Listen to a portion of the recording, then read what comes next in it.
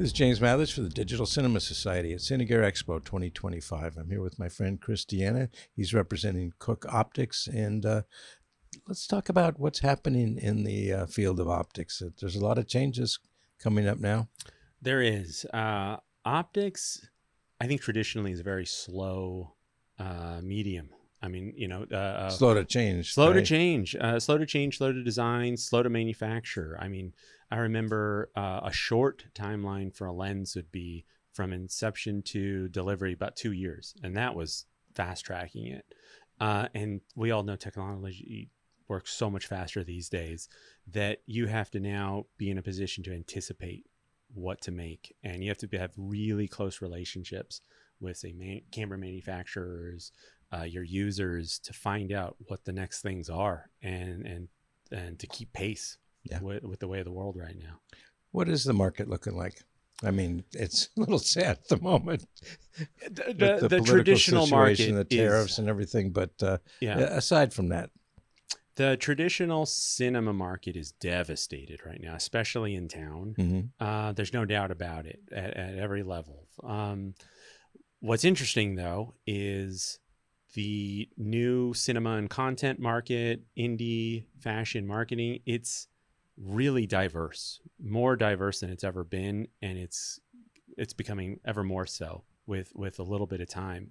So, a show like Cine Gear, I'm finding out about even new rental houses, new users that are taking advantage of that are, I learned today of a vertical only rental house, and they only, I'm not opposed. Like I was reading about Real Shorts has paying subscribers, and if it's what an audience member wants and it's deliverable, sure, why not? I think we all get stuck on our phones for long periods of time, and if the content improves, then why not? I like the wide. Show me anamorphic. I do too. I like, something I think is so devastating right now is being in LA and not having the Cinerama Dome open. Yeah, it's been closed ever since COVID, and it's just sitting there collecting dust. And I know that there's, the best movie theater screen in the world is behind closed doors, and I haven't been able to take my kids there. And so, but if we're just facing reality, it's like, well, if we have to work with what we have, then let's go to AMC, let's see what they got. Let's subscribe to Netflix, see what they got. And there's still some great work being done. There is, yes. And so I think that'll be interesting to see where you can take these new mediums. Can you make it artistic enough? Can you make it engaging enough? And we've kind of seen that a little bit. I think we're all dabbling in this new world. But my heart's in that place too. If I could live, on VistaVision movies, scope movies, true IMAX 15 perf with the 80-foot screens, I would, but it's hard. It's hard these days. What is Cooke doing to meet the demands of the market?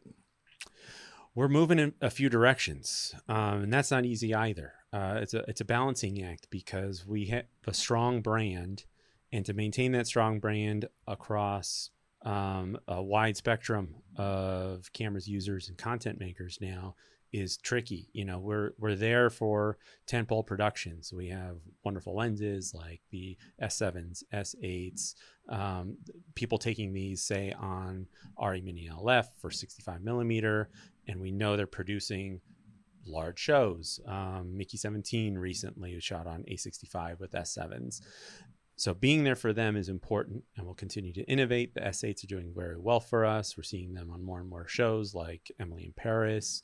And being there, we'll always be there. That's where Cooke's heart is being the leader in cinematic narrative, in having established that look that we're all used to, and it's so strongly associated with the medium. We'll keep up with that.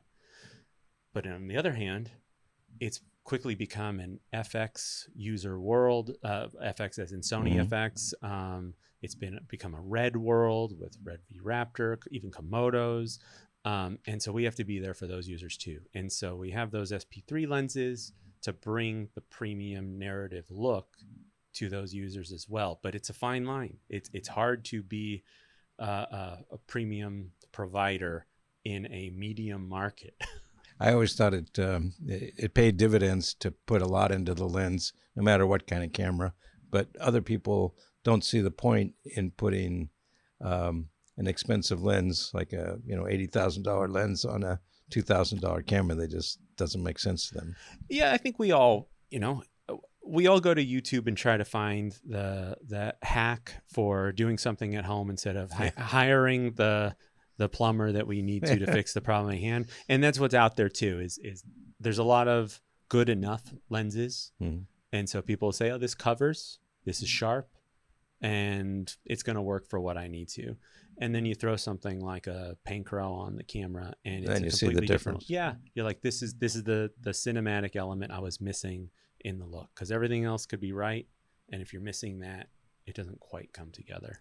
Well, Cooke Optics was a real pioneer in metadata, lens metadata. What's happening with that these days? We're strongly supporting it, and R&D right now. We're looking into bringing on new partners. It's funny enough, not to dismiss our new lens manufacturer competitors, but someone like DZO we partnered up with and opened up iData to them, and that way we can give their users the chance to get used to the iData workflow.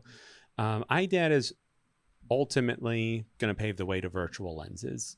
In working in virtual spaces, you have virtual cameras. You're going to want virtual lenses. You're going to need those augmented images to match your optical images in your assets, in your backgrounds, in your full CG characters. And so virtual lenses start at the metadata. You need to capture it there and then deliver it all through your post workflows.